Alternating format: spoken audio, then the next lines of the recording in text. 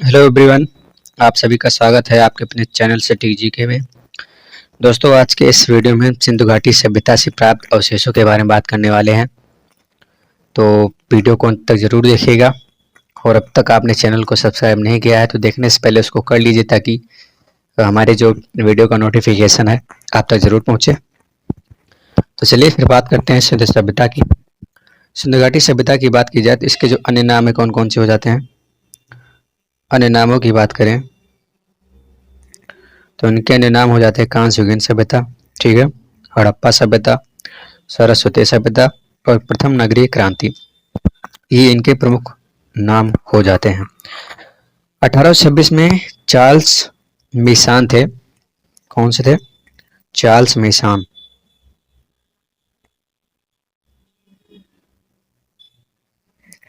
ऐसे व्यक्ति थे 1826 में। इनका ध्यान सर्वप्रथम हड़प्पा के टीलों की ओर गया था, ठीक है, हड़प्पा के टीलों की ओर इन्हें का ध्यान सर्वप्रथम गया था। और वहीं जो है 1853 से 56 के बीच ट्रेन की पटरी बिछाई जा रही थी। तो जॉन ब्रिटन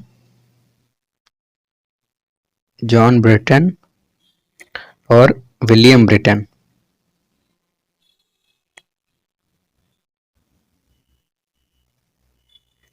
जॉन ब्रिटन और विलियम ब्रिटन, इन्होंने अपने नेतृत्व में हड़प्पा ईंटों का प्रयोग भी किया था, ठीक है। किसका प्रयोग किया गया था? हड़प्पा ईंटों का प्रयोग किया गया था। और जो है 1921 ईस्वी में बात की जाए तो 1921 ईस्वी में भारतीय पुरातत्व सर्वेक्षण विभाग के अध्यक्ष कौन थे? जॉन मार्शल थे।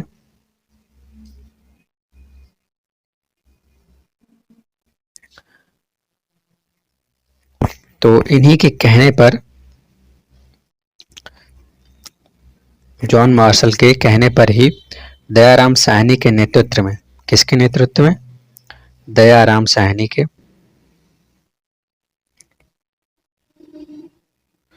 दयाराम साहनी के नेतृत्व में इसका उत्खनन किया गया, ठीक है। तो जो है 1921 में भारतीय पुरातत्व सर्वेक्षण विभाग के अध्यक्ष कौन थे? सर जॉन मार्शल थे। और उन्हीं के कहने पर दयाराम साहनी के नेतृत्व में इसका उत्खनन किया गया था। चलिए अब बात करते हैं, हम सीधे प्राप्त अवशेषों की ओर चलेंगे।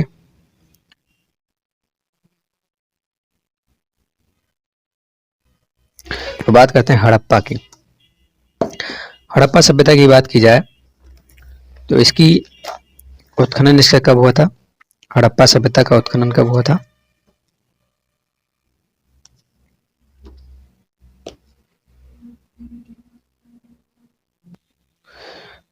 कब हुआ था? 1921 में हुआ था, ठीक है। हड़प्पा सभ्यता की खोज 1921 में हुआ था। 1926 में माधव स्वरूप वत्स ने किया था। माधव स्वरूप वत्स। और 1946 में मार्टिन हुलर ने, ठीक है। ऋग्वेद में इसे क्या कहा जाता है? ऋग्वेद में इसे हरियूपिया कहा जाता है। हरियूपिया। ऋग्वेद की बात करें तो हड़प्पा सभ्यता को ऋग्वेद में हरियूपिया कहा जाता है। अगर हड़प्पा की बात की जाए तो यहाँ से क्या क्या चीजें प्राप्त हुई थी वो हम देख लेते हैं। यहाँ पर जो है प्राप्त मोहर पर एक सींग वाले जानवर का चित्र भी है। यहाँ की जो मोहर थी उस पर क्या था? एक सींग वाले जानवर का चित्र।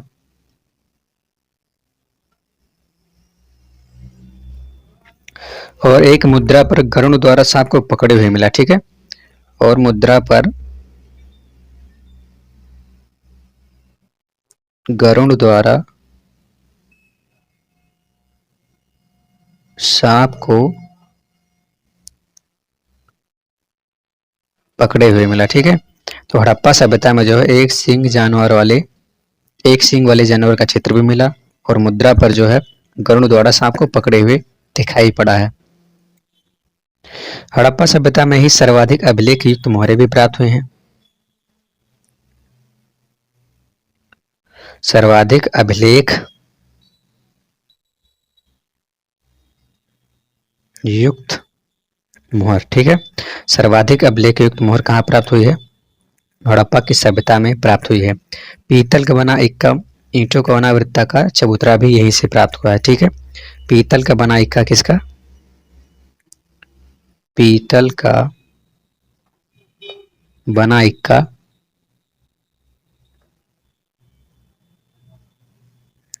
व ईंटों का बना वृत्ताकार चबूतरा। ठीक है, ईंटों का बना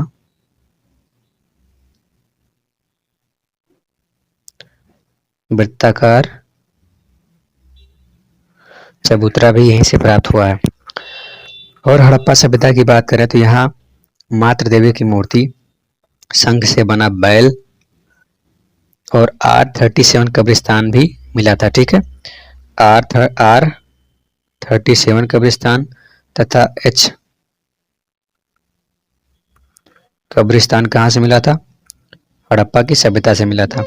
और यहाँ मातृ देवी की मूर्ति भी मिली थी, शंख से बना बैल भी मिला था। ठीक है, चलिए अब बात करते हैं हम मोहनजोदाड़ो की। मोहनजोदाड़ो का उत्खनन का श्रेय किसे जाता है? राखलदास बनर्जी को। इन्होंने 1922 ईस्वी में इसकी खोज की थी या उत्खनन किया था, राखलदास बनर्जी। यहाँ की जो प्राप्त इमारतें हैं, यहाँ की जो इमारतें हैं वो सबसे बड़ी हैं और यहाँ का 45.17 मीटर लंबाई इंटू 33 मीटर चौड़ाई। ठीक है, ये उस अन्नागार की लंबाई और चौड़ाई थी। यहाँ से जो प्राप्त हुआ है उसकी बात करें तो यहाँ पर कांसे की नर्तकी मिली है। ठीक है, कांसे की नर्तकी प्राप्त हुई है। शिव मूर्ति मिली है। ठीक है, क्या मिली है? शिव मूर्ति मिली है। पुजारी की मूर्ति मिली है, इससे यह पता चलता है वहाँ पुजारी भी लोग रहते हैं। पुजारी की मूर्ति और कुंभकारों के 6 घट्टे भी मिले हैं।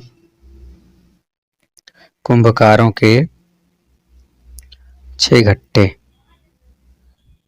इत्यादि चीजें वहां से प्राप्त हुई हैं। ठीक है, चलिए अब बात करते हैं चन्हुद्रों की। चन्हुद्रों की बात करें, इसका उत्खनन किसने किया था? MG मजूमदार ने किया था। ठीक है, इसका उत्खनन किसने किया था? MG मजूमदार ने, और 1931 ईस्वी में किया था और 1935 में अर्नेस्ट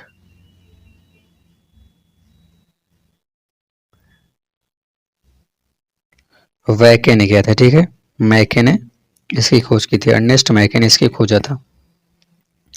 यहां से जो प्राप्त हुई हैं एल आकार की ईंटें मिली हैं, एल आकार की ईंट प्राप्त हुई है। और यहाँ जो है दुर्ग का साक्ष्य नहीं मिला। ठीक है, अलंकृत हाथी खिलौने के रूप में प्राप्त हुए हैं। अलंकृत हाथी जो है खिलौने के रूप में प्राप्त हुए हैं।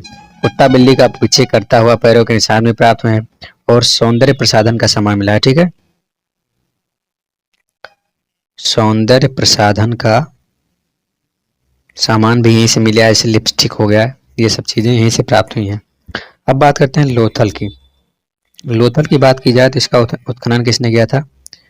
SR राव ने इसका उत्खनन किया था। ठीक है, किसने किया था? SR राव ने इसका उत्खनन किया था। और यहाँ का जो बंदरगाह है गोदी बाड़ा। ठीक है, यहाँ का प्रमुख बंदरगाह क्या हो जाता है? गोदी बाड़ा यहाँ का प्रमुख बंदरगाह है। और इसे क्या कहते हैं? लोथल को क्या कहते हैं? लघु हड़प्पा भी कहते हैं। ठीक है, लघु हड़प्पा भी इसको कहते हैं। लोथल को क्या कहते हैं? लघु हड़प्पा भी कहते हैं। यहाँ से जो मिले हैं चावल के साक्ष्य मिले हैं, चावल के साक्ष्य मिले हैं, बाजरे के साक्ष्य मिले हैं और 3 युगल समाधियां भी मिली हैं। 3 युगल समाधि भी लोथल से ही प्राप्त हो गई है। ठीक है, यहाँ का जो दरवाजा था पीछे की ओर होता था, जो है प्रत्येक नगर का दरवाजा पीछे की ओर होता था। ठीक है, अब बात करते हैं कालीमंगन की। इसका उत्खनन किसने किया था? एक घोष ने इसका उत्खनन किया था 1923 53 ईस्वी में। यहाँ से जो प्राप्त हुई हैं काले रंग की चूड़ियां,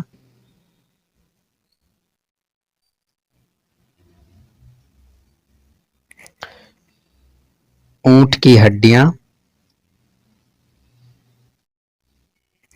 बेलनाकार मुहर,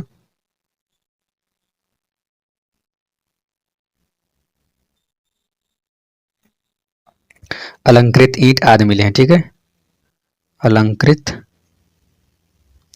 ईंटें आदि कालीबंगन से प्राप्त हुई हैं। अब बात करते हैं बनावली। बनावली की बात की जाए तो यहाँ पर तिल,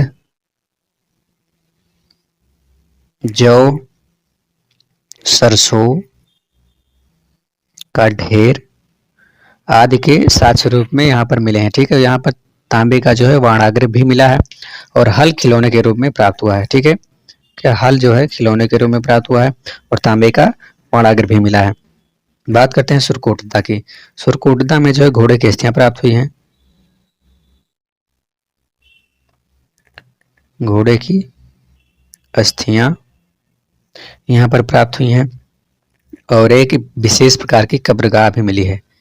विशेष प्रकार की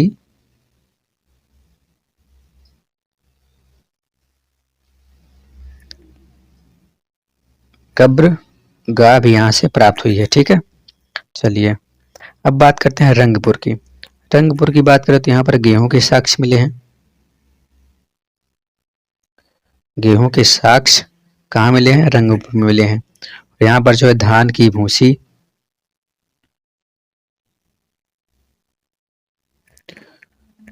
प्राप्त हुई और कच्ची ईंटों के दुर्ग,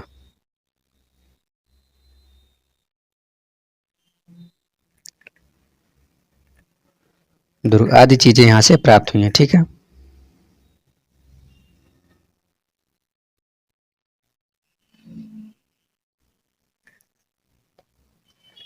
अब बात करते हैं रंगपुर की। रंगपुर की बात की जाए तो यहाँ पर गेहूं के साक्ष्य,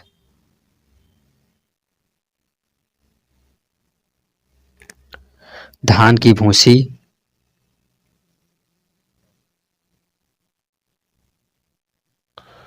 व कच्ची ईंटों के दुर्ग प्राप्त हुए। ठीक है, कच्ची ईंटों के दुर्ग आदि चीजें कहां से प्राप्त हुई हैं? रंगपुर से प्राप्त हुई हैं। ठीक है, चलिए अब बात करते हैं सर्वाधिक मोहर की। सर्वाधिक अभिलेखयुक्त मोहर कहां से प्राप्त हुई हैं? हड़प्पा से। कहां से प्राप्त हुई हैं? हड़प्पा से। वहीं सर्वाधिक मोहर की बात की जाए तो मोहन जोदड़ो से प्राप्त हुई है। ठीक है, कहां से प्राप्त हुई है? मोहन जोदड़ो से प्राप्त हुई है, लोथल से। ठीक है, तांबे की मोहर कहां से प्राप्त हुई है? लोथल से प्राप्त हुई है। और फारस की मोहर तथा बटन के आकार की मोहर कहां से प्राप्त हुई है? ये भी लोथल से। ठीक है, ये भी कहां से प्राप्त हुई है? एक बार एक लिस्ट में देख लेते हैं। तो बात करते हैं सबसे पहले कांसे की नर्तकी की। तो कांसे की नर्तकी जो हो गई अग्निवेदियां, मातृ देवी की मूर्ति, अन्नागार, पुजारी की मूर्ति, हाथी का कपाल, घोड़े के दांत, सूती वस्त्र, स्नानागार, शिव की बनी पटरी। अगर इन सभी की बात करें तो ये सभी कहां से प्राप्त हुई थी? मोहनजोदड़ो से। ठीक है, कहां से प्राप्त हुई थी ये सब? मोहनजोदड़ो से प्राप्त हुई थी। एल आकार की ईंट, अलंकृत हाथी और सौर्य प्रसाधन की बात की जाए तो ये कहां से प्राप्त हुई थी? अगर इनकी बात करें तो ये प्राप्त हुई थी चन्नोदड़ो से। ठीक है, कहां से? चन्नोदड़ो से प्राप्त हुई थी। कहां से प्राप्त हुई थी? चन्नोदड़ो से प्राप्त हुई। ठीक है, चलिए अब बात करते हैं चावल के साक्ष्य, बाजरे के साक्ष्य, तीन युगल समाधियां। इसकी बात करें तो ये लोथल से प्राप्त हुई थी। कहां से प्राप्त हुई थी? लोथल से। बात करते हैं काले रंग की चूड़ियां, ऊंट की हड्डियां, बेलनाकार मोहर, अलंकृत ईंट। इन सभी की बात करें तो ये जो है कालीबंगन से प्राप्त हुई थी। ठीक है, कहां से? कालीबंगन से। ठीक है, अब बात करते हैं कांसे की मूर्ति। कांसे की मूर्ति बात की जाए तो ये कोट दीजी से प्राप्त हुई थी। ठीक है, कहां से? कोट दीजी से प्राप्त हुई थी।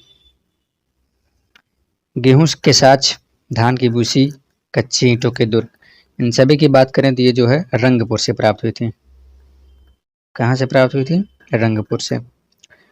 चलिए, सिंधु सभ्यता के प्रमुख पशु। सिंधु सभ्यता के प्रमुख पशु की बात करें तो ये कौन सा हो जाता है? कुबड़ वाला सांड। ठीक है, कुबड़ वाला सांड सिंधु सभ्यता का प्रमुख पशु हो जाता है। प्रमुख देवता कौन है? यहाँ के जो प्रमुख देवता हैं वो पशुपति शिव हैं। ठीक है, प्रमुख देवी की बात की जाए तो यहाँ की जो प्रमुख देवी हैं मातृ देवी हैं। कौन है प्रमुख देवी? मातृ देवी यहाँ की प्रमुख देवी हैं। ठीक है, चलिए यहाँ के आर्थिक जीवन की बात करें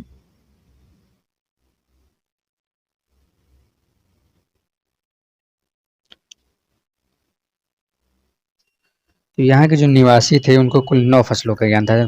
ठीक है, टोटल जो है 9 फसल का ज्ञान था उनको। प्रमुख फसल में अगर देखा जाए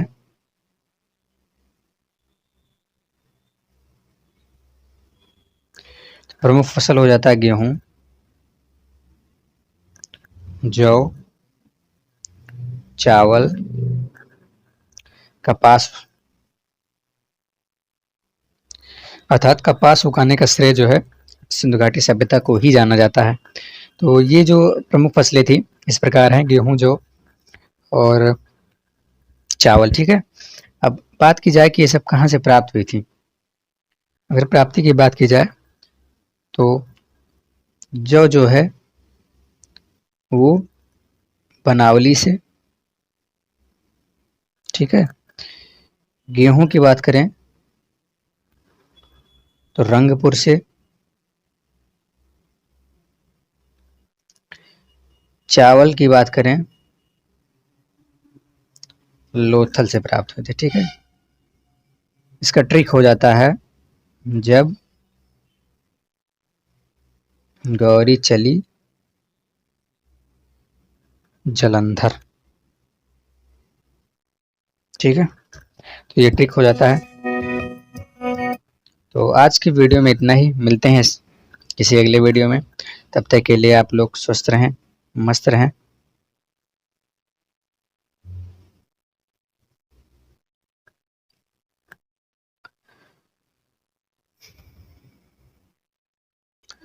तो आज के वीडियो में इतना ही, मिलते हैं किसी अगले वीडियो में। तब तक के लिए थैंक यू। और अगर आप इस चैनल पर नए हैं तो प्लीज़ चैनल को सब्सक्राइब कर लें और बेल आइकन को अवश्य दबा लें। ठीक है, चलिए धन्यवाद।